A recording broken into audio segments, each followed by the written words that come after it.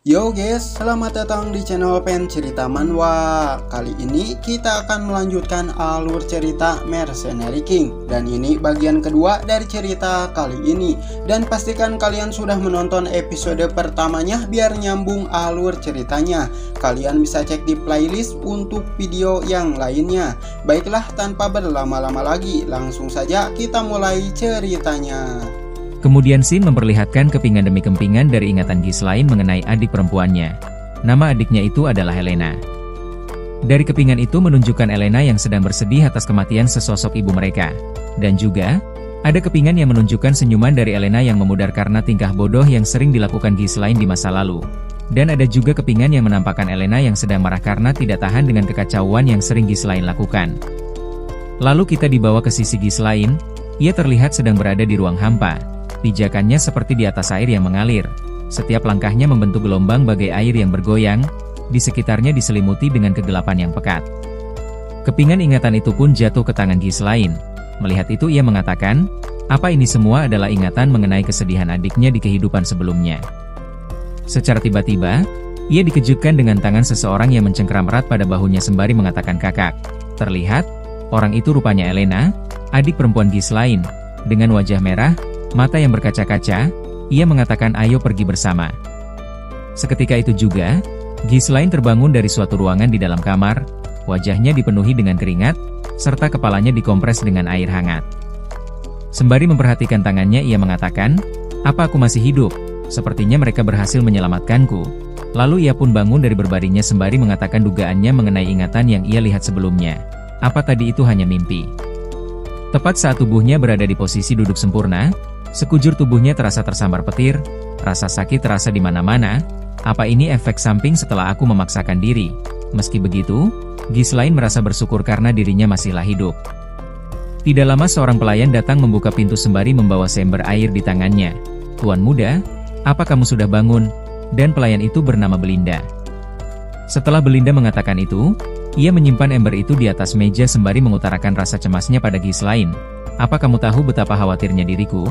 Bukankah sudah aku katakan untuk tidak pergi melawan Orc bersama prajurit? Tepat setelah mengatakan itu, Belinda dikejutkan dengan Ghislaine yang secara tiba-tiba memeluknya.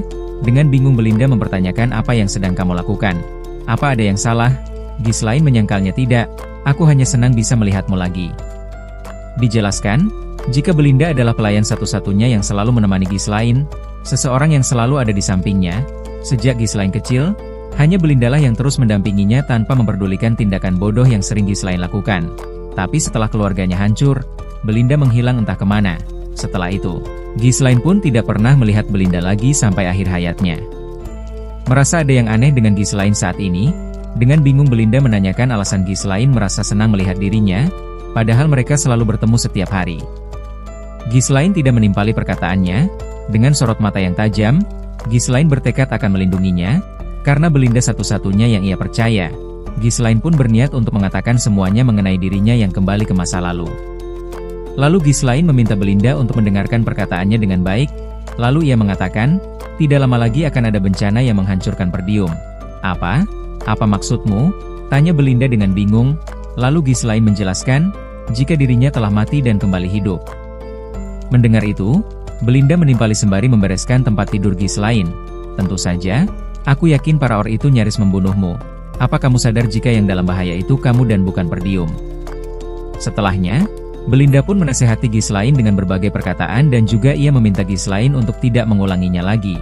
Dalam benaknya Ghislaine mengatakan, sepertinya dia tidak mempercayaiku. Lalu Ghislaine dibuat cukup terkejut saat Belinda mengatakan, jika saja kamu terluka cukup parah, apa yang akan kamu lakukan jika tidak bisa menghadiri festival? Apa? Festival? Tanya Ghislaine dengan cukup panik. Belinda menambahkan, apa kamu sudah melupakannya? Bukankah Helena sudah menunggu hari festival itu agar bisa pergi bersamamu?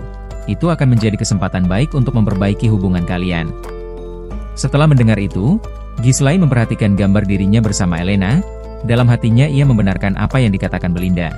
Ada festival yang selalu diadakan setiap tahunnya di bulan ini. Di kehidupanku sebelumnya, aku tidak sempat menikmati festival itu karena pengalaman traumaku. Lalu Ghislaine menanyakan, kapan festival itu akan diadakan? Belinda menimpali, jika festival itu akan diadakan seminggu lagi. Dijelaskan, jika di kehidupan sebelumnya, festival itulah yang mengubah hidupnya. Dan salah satu ingatan yang selalu menghantuinya, festival itu adalah hari kematian Elena. Tidak lama dari itu, Elena masuk ruangan itu sembari menanyakan, "Kakak, apa kamu ada di dalam?" Mendengar suara yang sangat familiar di telinganya. Suara yang sudah lama tidak ia dengar, Ghislaine pun segera berbalik dengan mata yang terbuka lebar. Selain itu, ada rasa rindu yang sudah lama ia simpan. Juga sebuah perasaan yang penuh dengan penyesalan karena tidak bisa melindungi adiknya di kehidupan sebelumnya. Ghislaine pun segera berlari ke arah Elena dan langsung memeluknya. Wajah Elena pun memerah seketika. Dengan kebingungan ia menanyakan, "Ada apa denganmu?" Ghislaine menimpali jika dirinya sangat merindukannya. Lalu Elena pun langsung mendorong tubuh Ghislaine sampai terpental ke belakang. Beruntungnya ada Belinda yang menangkapnya sehingga ia tidak terjatuh dan terbentur. Ghislaine sendiri sangat terkejut merasakan tenaga yang dimiliki adiknya. Ia tidak menyangka, jika anak seusia itu memiliki tenaga yang luar biasa. Apa dari dulu dia memang sekuat ini? Lalu Elena mengatakan jika dirinya ke sana karena permintaan dari Belinda. Lalu Elena menanyakan, "Apa kamu sedang membuat candaan? Kamu pikir dengan ini semua akan jadi baik-baik saja?" Mendengar itu, Ghislaine menjadi kebingungan. Ia tidak mengerti dengan apa yang dikatakannya. Apanya yang baik-baik saja? Elena pun menjelaskan, jika sebelumnya Ghislaine mengatakan sesuatu yang menyakitkan, "Aku mengusirmu karena kamu ini menyebalkan. Merasakan hangatnya nafasmu saja sudah menjijikan. Apa kamu melupakan hal yang sebelumnya kamu katakan itu?" Setelah mendengar itu, seketika wajah Ghislaine pun memucat. Ia baru teringat, jika di kehidupan sebelumnya ia tidak memiliki hubungan dekat dengan Elena. Ia juga menyadari jika di kehidupan sebelumnya itu, ia adalah orang yang menyebalkan. Dengan canggung Ghislaine pun meminta maaf atas hal itu. Melihat Ghislaine meminta maaf, Elena dan Belinda dibuat sangat terkejut. Mereka tidak menyangka, jika Ghislaine akan meminta maaf terlebih dulu. Lalu Elena menatakan jika dirinya mendengar kalau Ghislaine diserang orc, "Apa kepalamu baik-baik saja?" Mendengar perkataan yang penuh keraguan, Ghislaine mencoba meyakinkan mereka, "Kepalaku baik-baik saja, aku juga berhasil mengalahkan mereka semua. Kenapa kamu beranggapan jika aku terkena pukulan?" Tepat setelah mengatakan itu, Ghislaine pun kembali merasakan rasa sakit di sekujur tubuhnya. Rasa ngilu dan nyeri menjerit di setiap ototnya. Lalu Ghislaine pun meringkuk sembari menahan rasa sakit yang terus berdenyut di setiap detiknya. Tubuhnya pun sampai bergetar saking sakitnya. Melihat itu, Elena mengiyakan apa yang sebelumnya Ghislaine katakan. "Iya, kamu memang berhasil mengalahkan mereka. Bahkan sampai kamu pulang dengan tubuh yang tidak sadarkan diri." Setelah mengatakan itu, Elena dan Belinda tertawa sampai bergema di ruangan di dalam sana. Melihatnya Ghislaine sedikit tersenyum. "Semuanya persis seperti ingatanku. Kenapa aku yang dulu menghabiskan waktu untuk hal-hal yang tidak penting? Di kehidupan sebelumnya, aku menolak ajakan Elena untuk pergi ke festival bersama, dengan alasan penyerangan orc yang membuatnya sedih. Itulah hari terakhir aku melihatnya, dan kemudian tubuh Elena ditemukan telah terkoyak habis. Begitu juga dengan para pengawalnya. Jika saja aku ikut bersamanya waktu itu, mungkin aku tidak akan kehilangannya. Itu adalah penyesalan terbesarnya di kehidupan sebelumnya. Tapi saat ini, semuanya akan berbeda." Tidak lama, mereka semua mendengar suara ketukan dari balik pintu. Canda dan tawa yang riang di ruangan itu senyap seketika. Ketukan itu dibarengi dengan suara seseorang yang meminta izin untuk masuk. Dan rupanya, orang yang mengetuk pintu itu adalah pengawal dari Elena. Orang di sebelah kanan bernama Philip, sedangkan yang di sebelah kiri bernama Jamal. Melihat kedua penjaganya datang ke sana, dengan heran Elena menanyakan, "Apa ada sesuatu? Bukankah aku sudah meminta kalian untuk menunggu di luar?" Mendengarnya, Jamal meminta maaf atas tindakannya yang tidak mendengarkan. Lalu ia menyampaikan, jika para pelayan meminta bantuan Elena untuk memeriksa hasil kerja mereka. Mendengar itu, Ghislaine sedikit penasaran, kenapa mereka meminta bantuan Elena?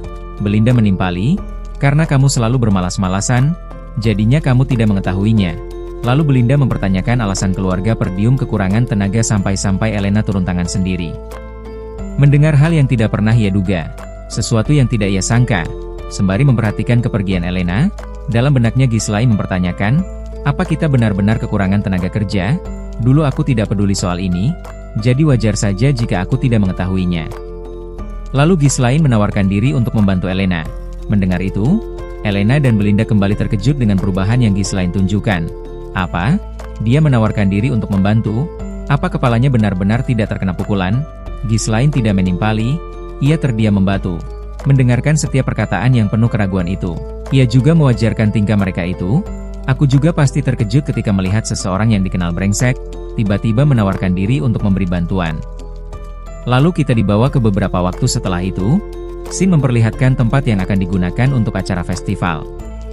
Saat itu, orang-orang yang ada di sana ketakutan saat melihat Ghislaine, wajah mereka memucat, juga berusaha menghindari Ghislaine agar tidak terkena masalah. Karena hal itu, Elena pun mendorong Ghislaine sembari memintanya untuk pergi dari sini. Orang-orang akan ketakutan jika kamu ada di sini. Jadi seperti ini caramu menanggapi orang yang mau membantumu? Timpal Ghislaine sembari menjaga keseimbangan tubuhnya. Elena menimpali, jika kamu ingin membantu, pergilah dari sini agar tidak menghalangi dan membuat masalah. Dalam benaknya Ghislaine mengatakan, di kehidupan sebelumnya, tubuh Elena ditemukan di dekat tempat sampah, jauh dari area festival. Ghislaine sangat yakin, jika ada seseorang yang memanggil adiknya pergi ke sana, atau mungkin memaksanya untuk ke sana, untuk mencegah hal itu, aku harus tahu sisi luar dan dalam kastil terlebih dulu. Tidak lama dari itu, seseorang berlari ke arah mereka sembari meneriakkan nama Ghislaine. Seketika itu juga, Ghislaine dan Elena terdiam seketika. Terlihat, orang yang memanggil Ghislaine itu seorang pak tua dengan rambut halis dan kumis putih. Pak tua itu bernama Fergus. Sembari mengusap keringat di pipinya, Fergus mengutarakan rasa syukurnya setelah melihat Ghislaine yang baik-baik saja. Lalu ia pun memegang bahu Ghislaine. Sembari menggoyang-goyang tubuh Ghislaine, Fergus mengatakan jika dirinya bergegas ke sana setelah mendengar kabar mengenai penyerangan orc. Ghislaine pun meminta Fergus untuk berhenti dan jangan membicarakan hal itu lagi. Merasa jika kedatangan Fergus adalah sebuah keberuntungan, Elena menyela pembicaraan mereka. Lalu Elena mengatakan jika Ghislaine bertingkah aneh setelah terbangun dari pingsannya. Lalu ia pun meminta Fergus untuk membawa Ghislaine kembali ke kamarnya. Ghislaine pun dibuat cukup kesal mendengarnya. Ia merasa jika kehadiran Fergus adalah sebuah kesialan baginya. Namun tidak lama, ia teringat jika dirinya harus mencari tahu keadaan kastil dalam waktu seminggu. Setelahnya, Ghislaine meminta Fergus untuk membawanya ke lapangan latihan yang ada di kastil. Singkat cerita, Fergus dan Ghislaine pun sudah berada di lapangan latihan. Ghislaine cukup terkesan dengan kondisi tempat itu. Ia tidak menyangka jika lapangan yang sudah diabaikan jauh lebih bagus dari apa yang ia pikirkan. Sembari berjalan melihat sekitar, dalam benaknya Ghislaine mengatakan, tempat ini sangat cocok untuk latihanku. Aku tidak pernah menemukan tempat seperti ini sewaktu menjadi mercenary. Lalu Fergus mengatakan jika tempat itu selalu dirawat untuk berjaga-jaga jika saja Ghislaine ingin menggunakannya. Fergus mengatakan juga, jika dirinya sangat yakin bahwa Ghislaine sedang ada di fase itu. Mendengar itu, Ghislaine dibuat cukup terkejut. Ia teringat lagi akan kehidupan sebelumnya. Ia sempat melihat seseorang saat ia melewati tempat itu. Apa dia orangnya? Setelahnya Ghislaine menepuk bahu Fergus sembari mengatakan, aku butuh umur yang panjang. Kematian rasanya begitu pahit. Fergus pun dibuat keheranan mendengarnya. Apa? Kamu berbicara layaknya orang yang sudah merasakan hidup dan mati. Mendengar Fergus mengatakan itu, Ghislaine berbalik, sembari memberikan senyuman, dan juga mengedipkan sebelah matanya. Ghislaine mengatakan jika dirinya pernah mati dan hidup kembali. Setelah itu, Ghislaine meminta Fergus untuk pergi karena ia akan berlatih di sana. Fergus pun mengiyakan dan lalu pergi keluar ruangan itu. Aku akan menunggu di luar. Sembari memperhatikan kepergian Fergus, Ghislaine merenungkan setiap tindakan yang ia lakukan di kehidupan sebelumnya. Aku selalu memperlakukan semua orang di sekitarku layaknya musuhku. Tapi sekarang aku menyadari, jika itu semua hanya karena pikiranku yang pendek. Ghislaine pun bertekad untuk mengubah kesalahannya di kehidupan sebelumnya. Ia akan berusaha untuk mencegah kehancuran dari keluarganya. Pertama-tama ia akan menyelamatkan Elena dari kematian. Di kehidupan sebelumnya, pelaku di balik kematian Elena berhasil diketahui. Dia ternyata seorang bangsawan dari negara tetangga. Karena kejadian itulah, negara Perdium menjadi tempat peperangan dan berujung pada kehancuran. Ghislaine menyimpulkan, jika kematian Elena lah yang menjadi kunci permulaan dari hancurnya keluarga ini, aku harus menyelamatkannya apapun caranya. Namun, Ghislaine juga menyadari, untuk mencegah semua itu terjadi, dirinya harus menjadi lebih kuat. Karena hari festival sudah dekat, ia tidak memiliki banyak waktu lagi. Karena hal itu, ia memilih untuk mengurung diri dalam tempat latihan. Meskipun aku belum bisa menggunakan mana, setidaknya aku bisa merasakan dan mengendalikan mana. Mana adalah sumber supernatural yang memungkinkan manusia untuk berkembang melebihi batas mereka. Tapi tidak semua orang dapat merasakan dan menerima mana begitu saja karena inilah bagian tersulitnya. Tapi tidak bagiku, karena aku bisa melakukannya, bahkan dalam perang sekalipun. Semakin lama Ghislaine bermeditasi di sana, partikel-partikel mulai menuju ke arahnya seperti ada yang sedang menariknya. Setiap partikel itu kemudian berputar berkumpul menjadi satu di simbol tangannya, lalu membentuk bundaran kecil dengan cahaya yang sangat terang. Dari cahaya itulah, partikel mana mengabur dan kemudian terserap ke dalam tubuhnya. Bagi seseorang sepertiku, yang memiliki pengalaman 10.000 pertarungan, menciptakan core seperti ini sangatlah mudah, tapi jika hanya itu kemampuanku, aku tidak mungkin menjadi bagian dari salah satu kesatria terkuat di 7 benua. Dengan metode yang kutemukan dalam buku setengah gosong, buku yang berisikan panduan sihir, dengan metode itu, aku dapat menciptakan 2 bahkan 3 mana core dalam tubuhku, membuat jaring koneksi dari berbagai core, untuk membuat kekuatan ledakan. Semakin dalam Ghislain mendalami meditasi dengan metode yang ia temukan itu, mana core mulai tercipta, dari 1 menjadi 2 dan kemudian menjadi 3. Setiap core yang mulai terbentuk itu, Ghislain merasakan rasa sakit yang menyakitkan, giginya mengerat, keringat terus mengalir dari kepalanya sampai ke tubuhnya. Tidak lama, teriakan Ghislain bergema di dalam sana, suara yang penuh akan kesakitan, suara yang penuh akan penderitaan dari perjuangannya, lalu Ghislain pun memuntahkan seteguk cairan merah dari mulutnya, dan aura mana yang sebelumnya menyelimuti tubuhnya, mulai memudar dan kemudian menghilang. 3 mana core adalah batasanku. Walau di kehidupan sebelumnya aku bisa menciptakan 5 mana core, walaupun metode ini terbilang sulit, tapi metode ini memungkinkan penggunanya untuk membuat kekuatan ledakan dalam waktu singkat. Tapi sebagai gantinya dari ledakan yang besar itu, penggunanya menggunakan mana dalam jumlah yang sangat besar. Inilah alasan utama kenapa aku bisa kalah saat melawan Idun di kehidupanku sebelumnya. Saat itu, dia membawa seluruh Ordok naik untuk melawanku di saat aku kehabisan mana. Aku pasti menang jika dia bertarung dengan adil. Walaupun metode yang ia gunakan saat ini tidak stabil, Ghislain meyakini jika itu sudah cukup untuk saat ini. Yang penting sekarang, tubuhnya sudah menjadi lebih kuat dari sebelumnya. Juga memiliki banyak waktu sebelum festival tiba. Di kehidupan kali ini, aku yang akan melepas kelapa Idun, dan para jabingan yang berdiri di balik keluarga Delphin, dan juga orang-orang yang membantu menghancurkan negara ini, akan kuhancurkan kalian semua.